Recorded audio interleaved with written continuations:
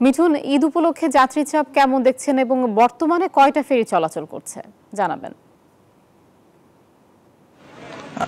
ধন্যবাদ আয়েশা। আপনি যেমনটি আমরা এর আগে দুইবার বুলেটিনে বলতেছিলাম যে আসলে এই রুটে 17টি ফেরি চলাচল করছে, যার কারণে কিন্তু এই রুটে ভোগান্তি নেই বললেই চলে। তবে পদ্মা সেতু চালু হওয়ার পর থেকে কিন্তু এই ভোগান্তিটা কমেছে। আমরা দেখেছি যে এই রুটে কিন্তু সকাল থেকে যাত্রী আসা যাওয়া করছে এবং ভোগান্তি মুক্ত। এই মুহূর্তে কিন্তু রাজবাড়ীর যে জেলা পুলিশ সুপার রয়েছেন তিনি কিন্তু ঘাট পরিদর্শনে আসছে। আমরা তার কাছ থেকে একটু জানতে চাইবো যে আসলে ঘাট বিগত বছরগুলোতে যেভাবে ছিল এবছর শান্তিপূর্ণভাবে মানুষ চলাচল করছে, যার কারণে অনেকটাই ভোগান্তি মুক্ত।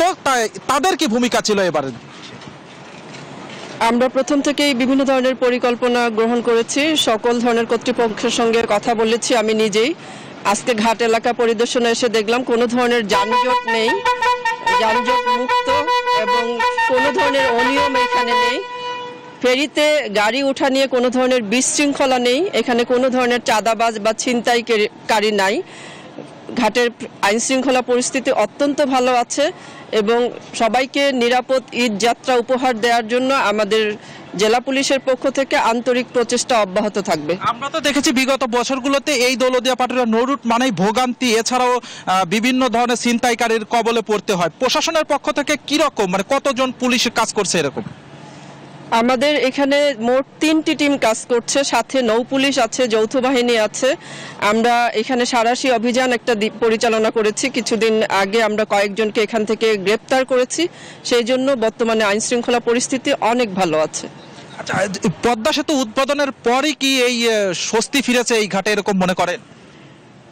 আসলে সেটা না, আমরা পরিকল্পনা সঠিকভাবে নিয়েছি, সেজন্য গাড়ির যে চাপগুলো থাকার কথা ছিল 3টি পথ দিয়ে যে গাড়ি যাওয়া আসা করছে সেগুলো আমরা বিভিন্ন রুটে বিভক্ত করে দিয়েছি এবং আমার যে সদস্য আছে যারা বিআইডব্লিউটি এর যারা কর্তৃপক্ষ আছেন তারা সবাই মিলে একসাথে এই কাজগুলো করাতে এবারের এই প্রচেষ্টায় সবাই স্বাচ্ছন্দ্যে বাড়ি ফিরতে পারছে। ধন্যবাদ। আমরা শুনছিলাম যে জেলা পুলিশের সুপার কিন্তু এই মুহূর্তে আসছেন এবং তিনি বলছিলেন আমরা একটু ঘাটে দেখাবো যে এই ঘাটটি কিন্তু ইতিমধ্যেই কিন্তু এখানে একাধিক ফেরি কিন্তু এই ঘাটে ভিড়ছে এবং ফেরিতে কিন্তু যাত্রীবাহী পরিবহনের চাপ থাকলেও কিন্তু সাধারণ যাত্রীর সংখ্যা কিন্তু অনেকটাই কম, কারণ এই রুটে কিন্তু যে লঞ্চ রয়েছে সেই লঞ্চে কিন্তু অনেকটাই সাধারণ যাত্রীরা পারাপার হয়। এই রুটে ছোট ছোট যে পরিবহন এবং যাত্রীবাহী বাস সহ ব্যক্তিগত গাড়িগুলোই মূলত এই ফেরি পার হচ্ছে। এবং এক ধরনের কিন্তু আরেকটি কথা বলাই লাগে যে এই রুটে কিন্তু যতটা স্বস্তি আছে ঠিক তার মধ্যে কিন্তু এক ধরনের অস্বস্তির কথা আমি যদি বলি যে এই ঘাটে যেহেতু 7টি ফেরিঘাট রয়েছে, তবে 7টি ফেরিঘাটের কিন্তু মাত্র 3টি ফেরিঘাট চালু রয়েছে। তবে 17টি ফেরি চালু হওয়ার কারণে কিন্তু এই 3টি ফেরি দিয়ে স্বাভাবিকভাবে কিন্তু ফেরি পল্টন পাচ্ছে না পড়ার কারণে কিন্তু কিছুটা ভোগান্তি আছে, এটা কিন্তু লক্ষ্য করেছি। কিন্তু এতটুকুই ছিল আমার কাছে রাজবাড়ী থেকে ফেরি চলাচলের সর্বশেষ তথ্য। ফিরে যাচ্ছি স্টুডিওতে। মিঠুন, আপনাকে ধন্যবাদ আমাদের সাথে যুক্ত হবার জন্য। এই ঈদে জামা জুতো অ্যাক্সেসরিজের ডিসকাউন্ট।